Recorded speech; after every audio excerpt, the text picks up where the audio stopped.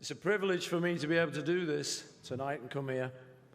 So I've got some random memories in the form of a letter to John. Dear John,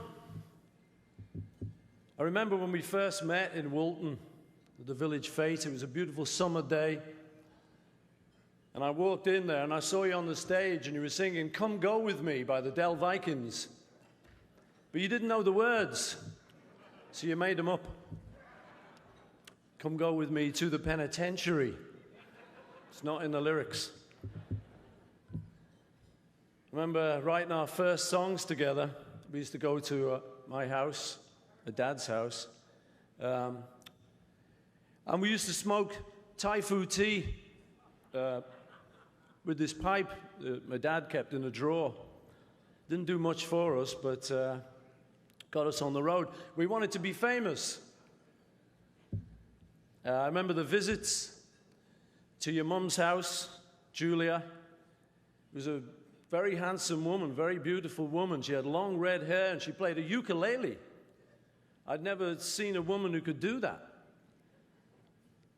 I remember having to tell you the guitar chords because he used to play the ukulele chords. And then on your 21st birthday, you got £100 off one of your rich relatives up in Edinburgh. Yeah. So we decided we'd go to Spain.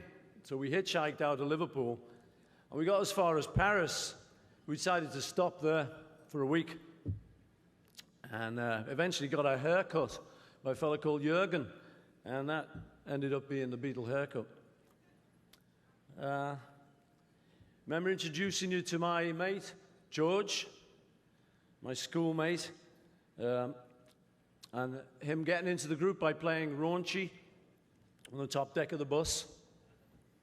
You were impressed. And when we met Ringo, who'd been working the whole season at Butlins holiday camp, he was a seasoned professional. But the beard had to go, and it did. Later on, we got a gig at the Cavern Club in Liverpool, which was officially a blues club. And we didn't really know any blues numbers. We loved the blues. We didn't know any blues numbers.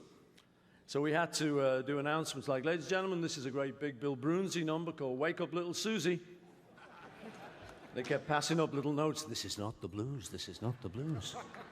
This is pop." We kept going. And then we ended up touring. And there's a bloke called Larry Pons who gave us our first tour. Thank you, Larry. And I remember we all changed our names for that tour. And I changed mine to Paul Ramon. George became Carl Harrison. And although people think John didn't really change his name, I seem to remember he was Long John Silver for the duration of that tour. Bang goes another myth. And we'd be on the van touring later, and we'd have the kind of night where the windscreen would break. We'd be on the motorway going back up to Liverpool. It was freezing. So we'd have to lie on top of each other in the back of the van, creating a Beatle sandwich. We got to know each other. These were the ways we got to know each other.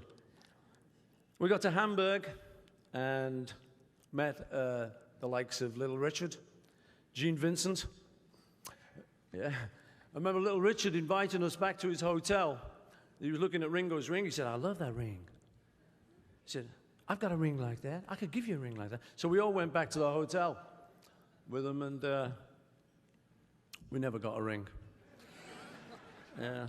We went back with Gene Vincent to his hotel once, and it was all going fine till he reached in his bedside drawer and he pulled out a gun. And we said, "Well, we got to go, Gene. We've got to go." And we got out quick. And then came the USA, New York City, where we met up with Phil Spector, the Ronettes, Supremes, our heroes, our heroines. And then later in LA, we met up with Elvis Presley for one great evening We saw the boy, you know, we saw him on his home territory, and he was the first person I ever saw with a remote control on a TV. Boy, he was a hero, man. And then later, Ed Sullivan. By now, we wanted to be famous. Now we were getting really famous. I mean, imagine meeting Mitzi Gaynor in Miami. And later, after that, recording at Abbey Road. I still remember doing Love Me Do, because John officially had the vocal, Love Me Do. But because he played the harmonica, George Martin, in the middle of the session, suddenly said, will you sing the line, Love Me Do? Like the crucial line. I said, okay. And I can still hear it to this day. John goes, wah, wah, and I go, Love Me Do. Nerves, man. I remember doing the vocal to Kansas City. Well, I couldn't quite get it, because it's hard to do all that stuff, you know, screaming out the top of your head. And John came down from the control room. He said, he took me to one side. He said, you can do it. You know, you just got to scream out, leave the top of your head. You know, you can do it. So thank you for that. I did it. I remember writing Day in the Life with him, and the little look we gave each other as we wrote the line, I'd love to turn you on. We kind of knew what we were doing, you know. A sneaky little look. Ah, boy. And after that, there was this girl called Yoko Ono, who showed up at my house one day, and it was John Cage's birthday. And she said she wanted to get hold of a manuscript to give to John Cage of various composers, and she wanted one from me and John. So I said, well, it's okay with me, but you'll have to go and see John. And she did.